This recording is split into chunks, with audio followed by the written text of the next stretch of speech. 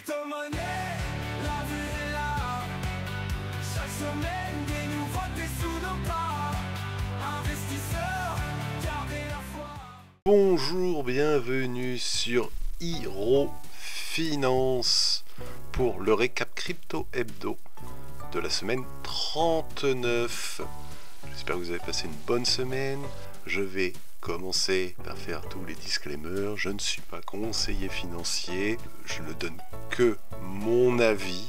Il n'y a pas de conseil en investissement de toutes parts. Ce récap crypto va se dérouler en 3 étapes comme d'habitude. Premièrement, les nouveautés depuis une semaine, puis analyse des index et enfin en troisième partie, l'analyse des graphiques sur les cryptos principales. Nous commençons. Première partie, j'utilise principalement Coin Academy en tant que support, même si je suis différents médias tout au long de la semaine. C'est plus simple pour moi. Mercredi dernier, cela ne vous aura peut-être pas échappé, sinon, eh bien, je suis là pour vous le rappeler. La Fed, avec Jérôme Powell, a enfin décidé de baisser ses taux de 0,25%, on dit 25 points de base dans le milieu, et a aussi déclaré qu'elle descendrait de 2 points supplémentaires, donc 0,25 supplémentaires, d'ici à la fin de l'année, c'est-à-dire octobre et décembre, ce qui fera 0,75 points en moins.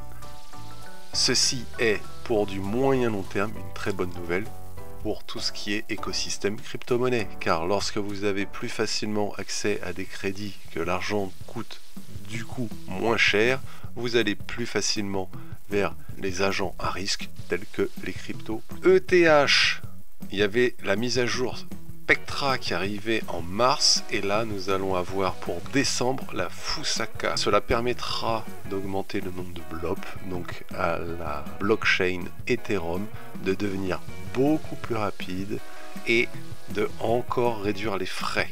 Cela permettra aussi du coup à tout ce qui est Layers 2 comme Base, Arbitrum, de gagner encore plus en rapidité et en frais.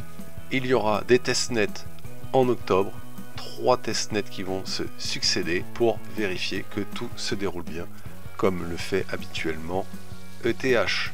Troisième nouveauté, MetaMask, enfin, après le nombre de scams sur MetaMask qui disaient voici notre token. Non, le président de MetaMask a enfin annoncé qu'il y aurait un lancement pour le token Mask en fonction de quand ils feront la photo d'état des lieux pour l'utilisation de MetaMask, à voir combien ils donneront.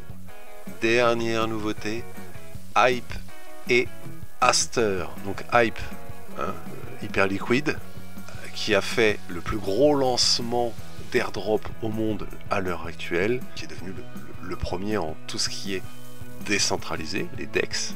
Eh bien, CZ a tweeté quelque chose sur, et c'est normal, la Binance Smart Chain, CZ, ancien président de Binance, disant que Aster, il l'appréciait plutôt. Ce qui a lancé une explosion du token.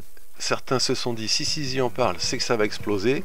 Il est vrai qu'Aster a réussi à égaler, voire même pendant quelques heures, dépasser en compétences, en rapidité, en termes de flow, Hype, Hyperliquid.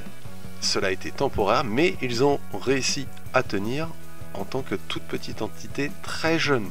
A priori, Aster pourrait être intéressant si c'est bien CZ qui est derrière, et dans le long terme, sinon peut-être que ça fera juste une mèche qui va s'éteindre. À voir. Les seuls gagnants pour le moment du fait de la guerre entre les deux DEX, c'est nous, les utilisateurs. Le token Hype a atteint les $60 et est redescendu. Par contre, le token Aster est lui bien monté jusqu'à hier. Voici pour les nouveautés la première partie. Nous allons regarder maintenant la seconde partie. L'Altcoin Season, nous étions à 71 lundi dernier. On voit qu'on a atteint les 100 le 20 septembre hier, et là forcément Une fois qu'on est arrivé à ces niveaux-là, on redescend. Normalement, Light Season ne dure pas qu'une seule journée. Pour moi, c'est du temporaire, ça devrait remonter. On reste à 63, le marché est encore du côté de Light Season. Ce n'est pas fini, le marché, je pensais, chauffé, comme j'ai dit, avec la baisse des taux. Mais ce week-end, il y a eu une légère surchauffe et le marché corrige. Fear and Greed, on était à 51, nous sommes à 47, nous restons donc dans le neutre, ni d'avarice, ni de peur. Le marché est en attente. C'est là où, par rapport à la semaine dernière, on a un indice qui nous dit c'est l'alcool season, allez-y, et à côté de ça, le marché qui dit bah, il se passe rien, nous on attend. Crypto Bubble, en daily, en journalier, beaucoup de rouge, pratiquement que du rouge, comme on voit. C'est cyclique, on peut voir depuis plusieurs semaines, plusieurs mois, du rouge pratiquement tout le temps, puis après beaucoup de vert, de temps en temps un mixte. La semaine dernière il y avait un petit mixte, là on est clairement dans du rouge. On peut voir dans les plus gros Pi à moins 21, Pump moins 12, CRV moins 13, World Finance moins 18, CFX moins 16. Oui, ça commence à être important, au-dessus de moins 10 à moins 20. Les autres sont en dessous de moins 10. On en a un ou deux qui restent positifs. Mais clairement, aujourd'hui, il y a eu un beau retracement.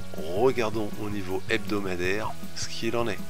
Au niveau hebdomadaire, un tout petit peu plus de vert. Certains sortent un peu du lot. Cake, IP à 44, BNB qui est monté aussi du fait d'Aster, on en a parlé. Aster qui est sur la BNB, la Binance Smart Chain, la BSC. Semaine qui du coup finit elle aussi dans le rouge, alors que si j'avais fait ça hier, on était clairement dans le vert. Nous allons voir pour la troisième partie ce qu'il en est. Le total 1, ce sont toutes les cryptos sans exception qui sont cumulées. Actuellement, nous sommes à 3830 milliards. On peut voir que le début de la journée, on était à pratiquement 4000 milliards. On a une bougie qui retrace tout depuis le 10 septembre. Donc depuis 2 semaines, tout ce qui a été gagné en 2 semaines a été pratiquement viré en une journée. Il y a eu un bel effet de prise de profit. Nous avons un RSI de 44, moyenne du RSI de 58.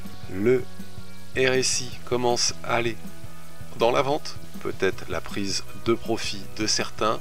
Par rapport au cycle habituel de 4 ans, certains se demandent si le cycle n'est pas terminé. Dans ce cas-là, si le cycle est terminé, ces mêmes personnes préfèrent prendre des profits et, si ça tombe, être en positif. La moyenne reste encore dans le neutre pour le RSI. On peut voir des volumes qui étaient légèrement décroissants. Et là aujourd'hui, une très grosse hausse. On a eu des volumes en baisse pour le week-end, comme ça arrive tous les week-ends depuis plusieurs semaines. En une semaine, une hausse jusqu'à jeudi, et là après, une petite baisse tranquille. Si on ne tient pas compte d'aujourd'hui, on est arrivé pratiquement au neutre. Il ne s'était rien passé en une semaine. Sauf aujourd'hui, le marché qui a largement chuté. La moyenne mobile 20 en jaune qui est largement dépassée, qui est en dessous. La moyenne mobile 200 qui est toujours haussière. Donc cela ne remet en cause absolument rien sur le cycle crypto. Petit retracement, prise de profit. Après une bonne nouvelle, ça devrait remonter. On va vérifier ce qui se passe avec le Total 2. Total 2, c'est le même principe.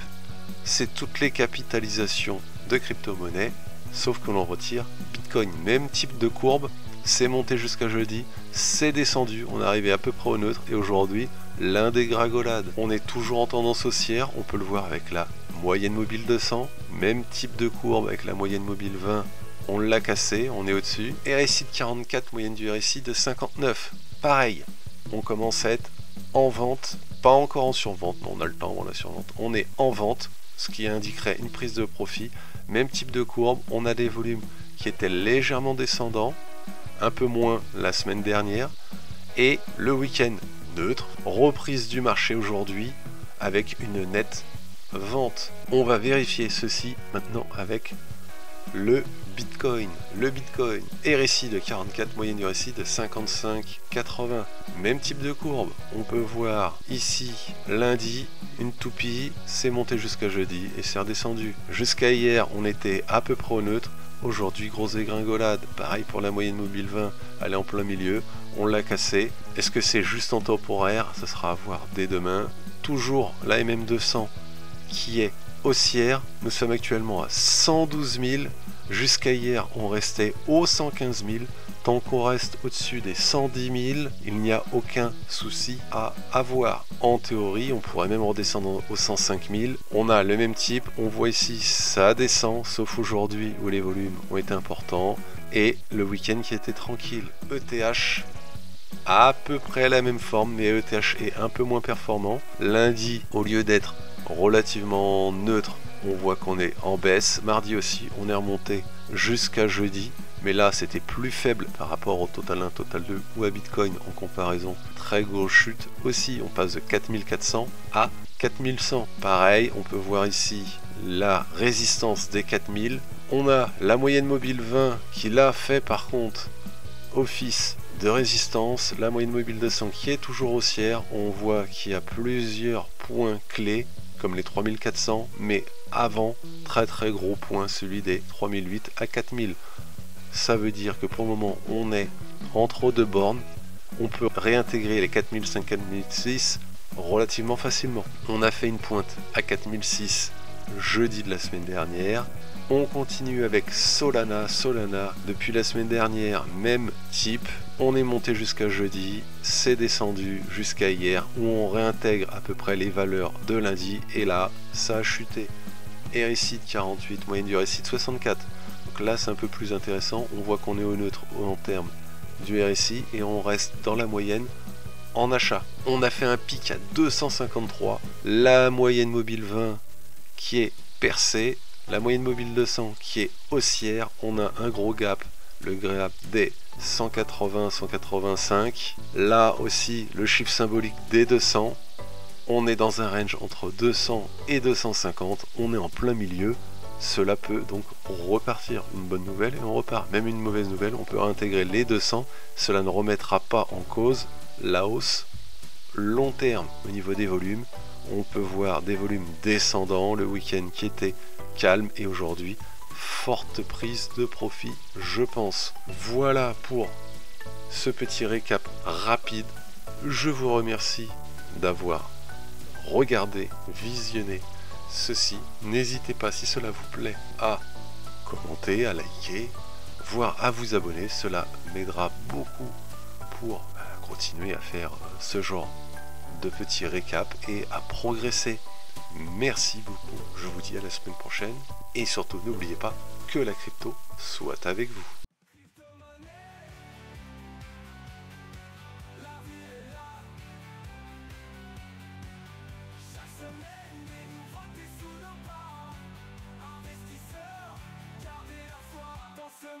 Digital, on trace la voie.